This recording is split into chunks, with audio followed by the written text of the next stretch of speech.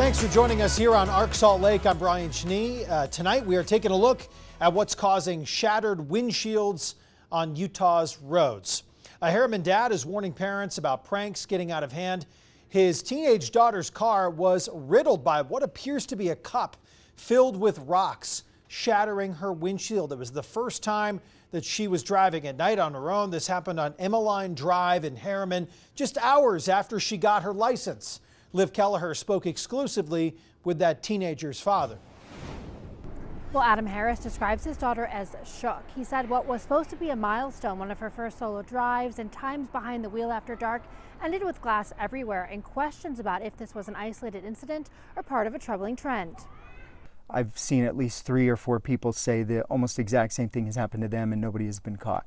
Adam Harris's 16-year-old daughter was driving down Emmeline Drive around 11:20 on Friday night when an object came flying towards her car. After the impact, he says they found a Taco Bell cup filled with rocks, what they believe caused the damage to her windshield. You can see glass shards on the dash there, even on the seats. The fact that there's glass in there is very scary.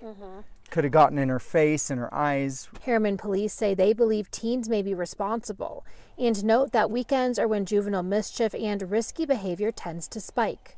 Why do kids do something like that?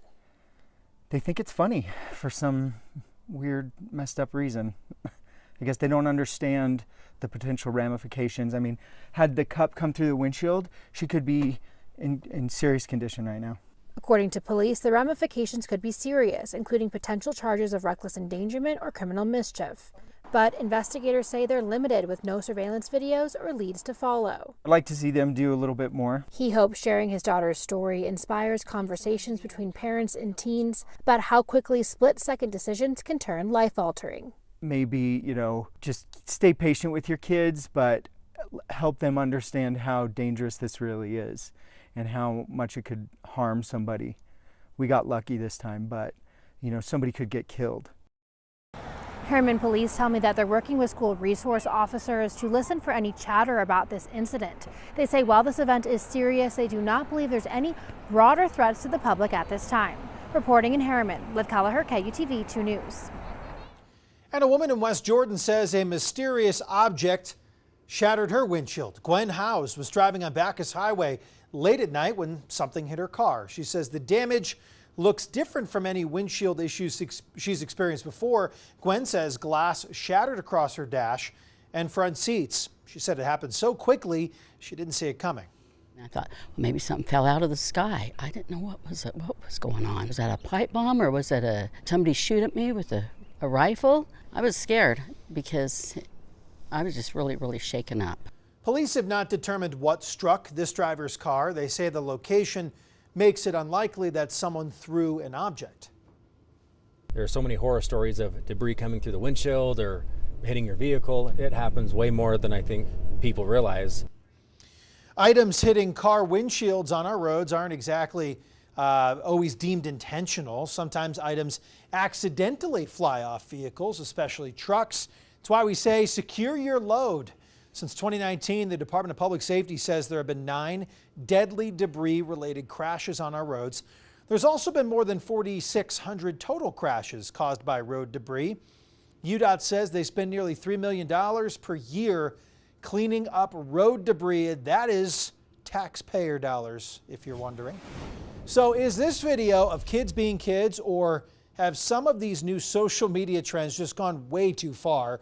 2 News' Leslie Duarte spoke to a neighbor in Daybreak who had their door damaged when kids ding-dong ditched with their foot.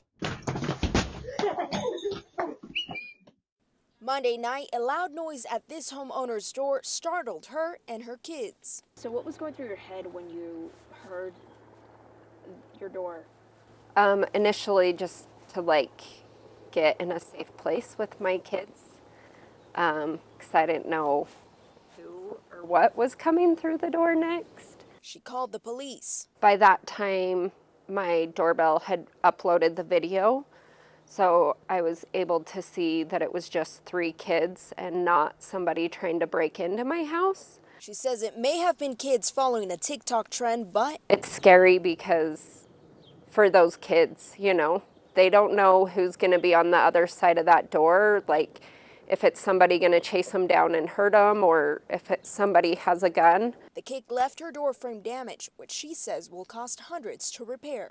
I doorbell ditched people, and you know, that can be obnoxious, definitely for families and things like that, but I feel like this just takes it to a whole new level. I reached out to South Jordan Police Department, who confirmed they are investigating. In part, their statement saying the South Jordan Police Department takes the safety and security of its residents seriously. Anyone with information identifying those involved are urged to contact police. What do you say to those kids? You know, take a minute to pause and think about how your actions are going to impact others. So we've reported on numerous TikTok trends through the past few years, including the Tide Pod Challenge, the Blackout Challenge, the Benadryl Challenge. Oftentimes, teenagers who take part in these end up in the hospital. Researchers at Vanderbilt University say it's important for parents to monitor kids' social media use. They recommend talking to your children and teenagers about the dangers of taking part in online challenges. Researchers say kids need to understand life-altering consequences can occur as a result of these trends. Put your phone down and go outside and go for a hike, or go take advantage of our lack thereof snow in many places. I don't know, there's things to do out here, Sean. I'm going to take advantage, hopefully, once we get a little bit more. Is it on the way? It is on the way. Okay. It's not much, but it is something, and it is better than what we've been dealing with. We need what here. they've been getting in the Pacific Northwest or something. Yes, and the jet stream is going to be moving far south enough that we'll see this change here in the next week and seeing major improvements. But this is pretty bad, though, right now, as the average snowpack, 53% of median here for the state as a whole lot of red on the screen here. And again, this is not looking too hot here. We'll start to see some improvements, though, as we make our way into next week. Over the next 7 days, we'll start to see things getting better. For the valleys, though, we're going to continue to deal with snowless conditions, 273 days and counting, the 5th longest stretch without any measurable snow here in Salt Lake City. Unfortunately, these storms will be mild, so it will be all liquid rain for the valleys. 44 degrees in Salt Lake City, a little bit of a light chill, but the temperatures actually will warm up a little bit as we head through the overnight as our storm moves in. But look at this, precipitation chances go way up, and daily chances for rain here in the forecast. And yes, this means some snow up into the mountains. We'll talk about how much coming up in my first alert weather forecast. St. George considering adding a second animal shelter. There are already 5 government-run shelters and 3 rescue groups in Washington County. Samantha Hoffman shows us why it's needed. Never too many shelters. There's always a lot of pets. And pets need room. Today, George and Johnny Marone are adopting their 3rd pet. They think the area needs more shelters. St. George used to be a very small town, and it is not anymore. It is a very large area. And having locations at different parts of town is very helpful to everybody. And easier. April Jewell from the St. George Animal Shelter says capacity is an issue. We get pretty full often, and it's really a lot of work for staff for cleaning and making sure the animals' health and happiness is taken care of. Including stray and adoptable animals, the St. George Animal Shelter can hold about 36 dogs and 30 cats at a time. Half of those brought in are strays, the other half surrendered by owners. I would say more animals are coming in than going out sometimes. I reached out to the St. George Police, who oversees the shelter. While they were unavailable for an interview, some of my questions were, where will this be located and how will it expand the population the shelter serves? How do we prevent enabling more owner surrender? And will this fall on taxpayers? What change can they expect?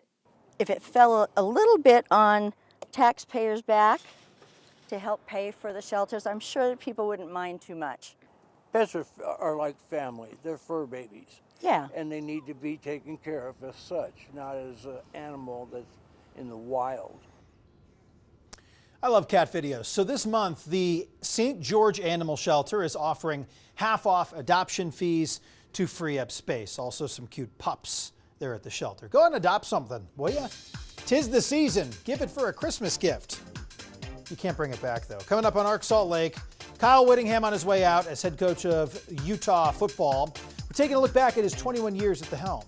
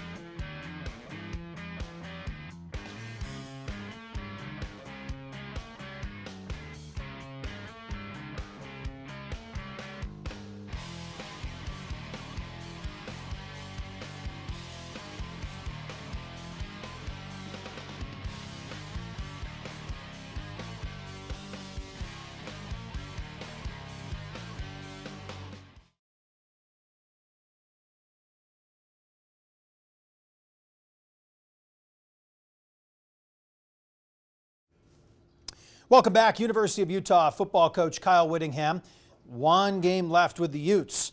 Radio show host and new KUTV2 News employee Spence Checketts was in our studio last weekend talking with Adam Mikulich, reflecting on what Coach Whitt meant for Utah football over the years. Take a listen. I'm going to steal 2008 from you because I was there as a media member on the sidelines, and it was so much fun because a bunch of my buddies from the U made the trip out. We did our radio show from Deanie's Seafood in downtown New Orleans, so I was able to experience the entire city. And then let's not underestimate the fact that it was Bama, right? That it was Alabama, that it was Nick Saban. Even though they were bummed out that they didn't get the invite, I think at the time it was the BCS, so everybody was like, well, they didn't really want to be there. It didn't matter. Utah came out, punched them in the mouth, Brian Johnson, Stevenson, Sylvester, Robert Johnson, that whole team.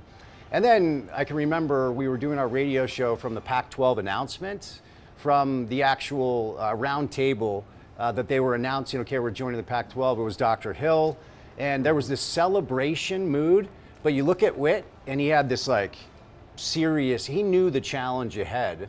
He knew that it was going to be a difficult challenge for him. And remember, Adam, it didn't get off to a great start. There were a lot of people that were wondering, like, after 3 years, is Kyle Whittingham the guy that can help us play, at the time, P5, now P4 football, Pac-12 football? Yeah. And obviously, he answered that emphatically with, yes, he was the right guy to lead the program. One of my other favorite stories, and this is a personal one, we used to get together and do an interview at Pac-12 Media Days every year. One year, I dressed a little more casual than I typically do when I'm on a road trip. And he noticed how big my feet are. And for everybody at home, that's a real thing. I wear a size 17 shoe. It's ridiculous. You wear a 17? Since I was 16 years old. So it is I'll call you Shaq, not Mikulich. So he sat down, and before I asked him a question, he goes, wow, you got some big dogs you're working with there.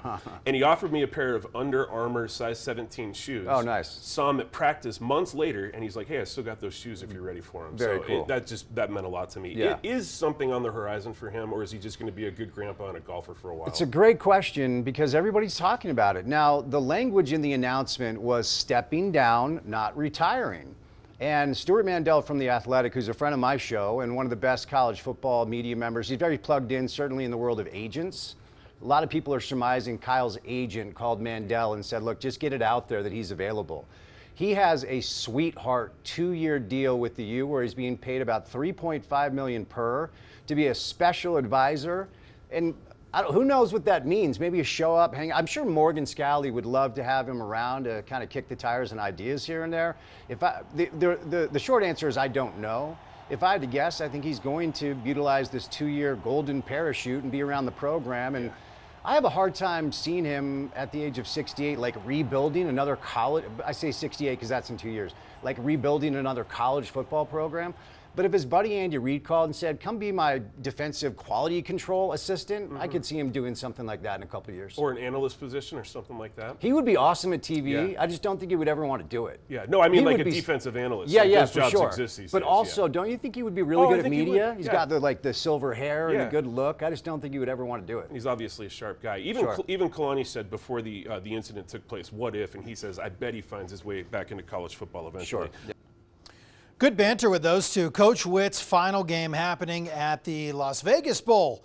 That is on New Year's Eve. Guess who's going to be there? Our Adam Mikulich. Maybe he'll finally get his shoes. Size 17. That is wild, Adam. I had no clue. The game starts 1:30 in the afternoon at Allegiant Stadium. It is the Utes and the Cornhuskers. The Utes have won 2 Pac-12 championships in that stadium. And maybe they'll get a little extra magic there and the momentum on their side with Coach Witt's final game. I know the night of the announcement, where was Kyle Whittingham seated? He was at Delta Center watching the Utah Mammoth, and I thought that was really cool. Out in the community after a big announcement for him. Not quite hockey weather. Right now the Mammoth are in Boston taking on the Bruins at this moment.